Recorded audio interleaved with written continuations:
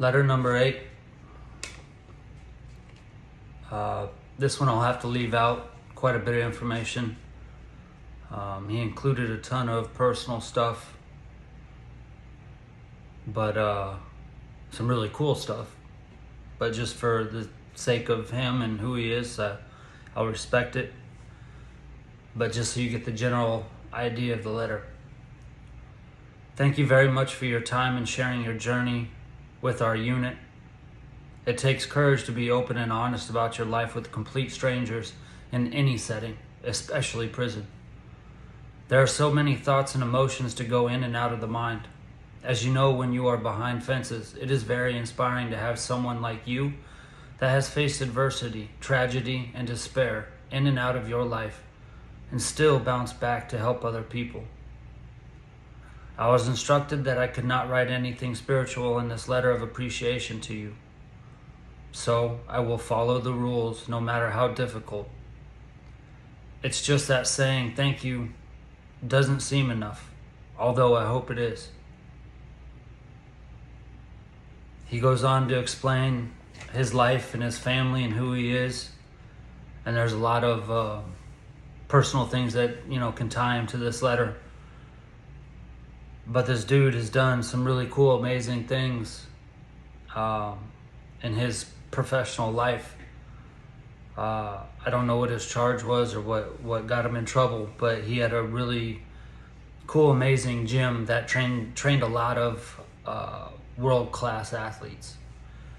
And told me about it and all the links, like where to look him up and all kinds of stuff. And I remember looking him up and like going through the website and all that stuff, and it was pretty cool. I'm gonna go back now and check it out, and now that there's been some time, I might try to reach out and see what's up, because in the pieces that I didn't read, he talks about wanting, when he's retired, he wants to do some youth community service and some stuff. So now that this is tied back, I'll look up this website again and reach out to him and maybe connect and do a Zoom session with him and see what's up and how he's doing in the community. But he left these 2 quotes. Even though there are days I wish I could change some things that happened in the past, there is a reason that the rearview mirror is so small and the windshield is so big. Where you're headed is much more important than what you left behind. When thinking about life, remember this: no amount of guilt can solve the past, and no amount of anxiety can change the future. Live life for what tomorrow can bring, and not what yesterday has taken away. Every day is a gift. May peace be with you. Got some stuff on the back.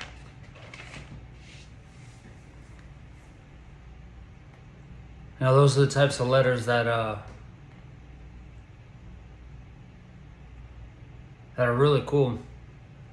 Like, words don't justify what they mean to me and what it meant to him. Not being able to write anything spiritual because he's trying to follow the rules. Because that was one of the big things that I spoke about in my talks with him, is no matter how much you disagree with some of the rules in prison, in the halfway house, on ankle monitor, on ISP, probation. I've never been on probation, but any of those, it seems like a lot of their rules are petty, and some of them are, but they're rules, and they're set in place. And again, I think some of them are set in place to recidivate and bring people in and out, because it's just basically an ATM machine. The prison system is designed for people to recidivate and come back. It is. I mean, there's books and research and studies on it. It is not designed for rehabilitation. Now, there's rehabilitation classes and courses, but the reality is 15 to 20% of the people that take those actually stay out. So the national average, depending on what state you're in, whether it's the state time or fed time, it's anywhere between 72, 73, all the way up to 85% of inmates recidivize. And that means going back to prison within the first 3 years. And then I think it's even higher by 5 years, like 90% in some areas. Some states lower. But the point is, like, they give you these classes. And you take these classes like you're a student, and you might go once or twice a week, and you got to pay for them.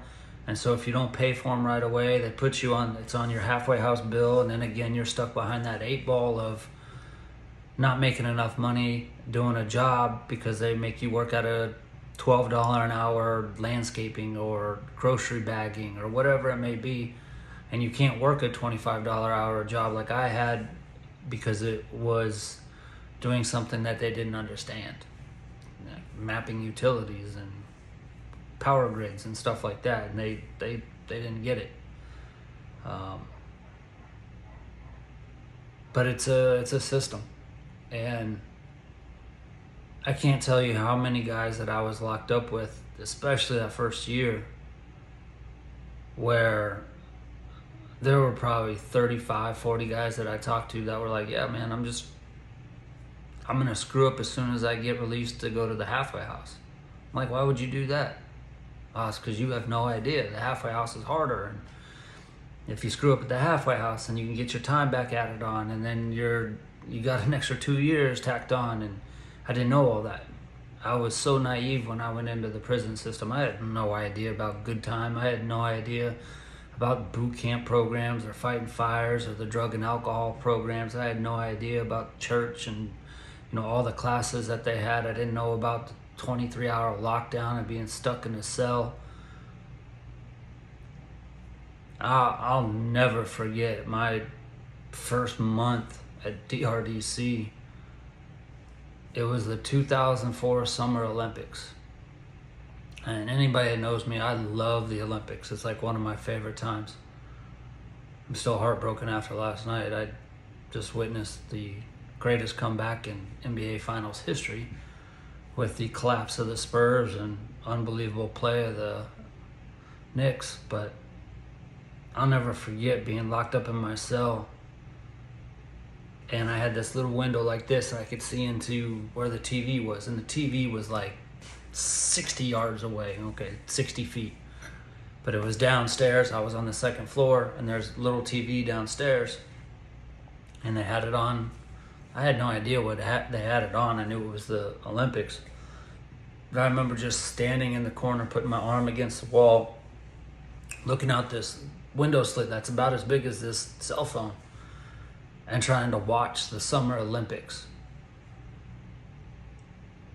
And like, that was so heartbreaking. Like being locked up 23 hours a day. I didn't have a TV in my cell. I couldn't watch the Olympics. All I did was sit in that cell, and I would write, and then I would do push-ups, and then I would do crunches, and then I'd write, and then I'd read, and then I'd write, and then I'd read, and then I'd stare out the cell. And that was like my first, 8 weeks locked up like that. That sucked. 8 weeks of confinement. You get out an hour to go, to chow hall and all that, but that first month when they're doing an evaluation on you, you're stuck. You don't know what's going on. You're in that cell 23 hours a day. But I just know for some reason what my calling is and what I'm supposed to be doing. And so every day that I'm not speaking, I get depressed. Every day that I'm not doing a workshop, I get depressed. Like, I feel like that was what I was supposed to be doing.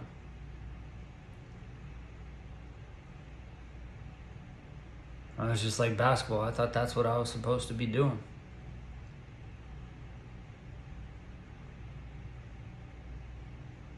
Those two quotes at the end about the windshield being bigger than the rearview mirror.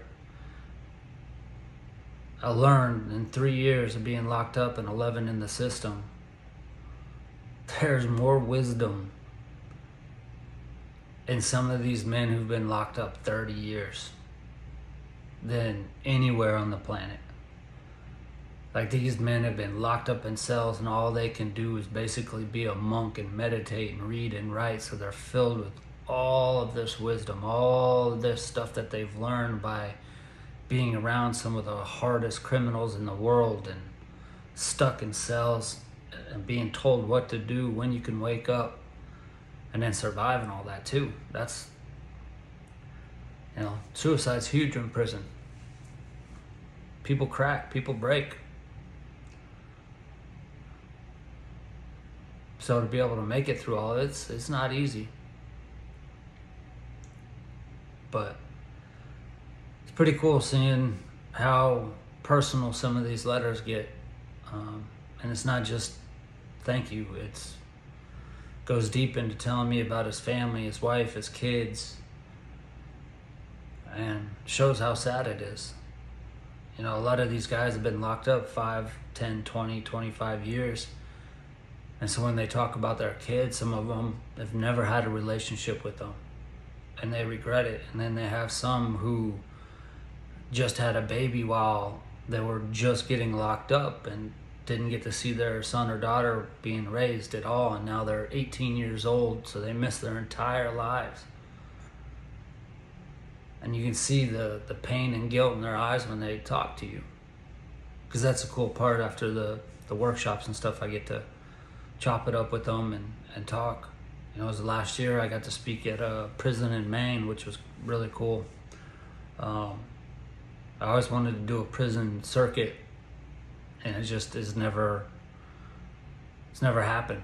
I don't know why. I haven't really pursued it because I've been doing schools and universities and whatnot. But a few years ago I met a comedian, it's a really amazing comedian,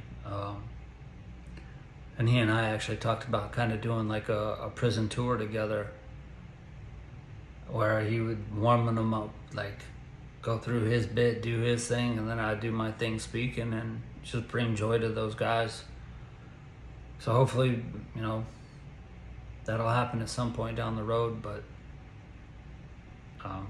we haven't even got close yet. But anyway, I made it to day 8. I'm about 6 hours after I've been posting because I've been procrastinating because I really don't like doing this. Not the letter piece. I could read the letters every day, but trying to force myself to record and produce content, to talk freely, to get comfortable in front of a video camera. So, yeah. That's what it is.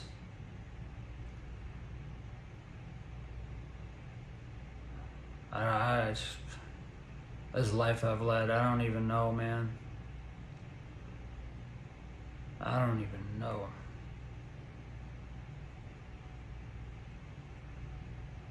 It's been tough. But I got a little bit of hope. That's all you need, hope.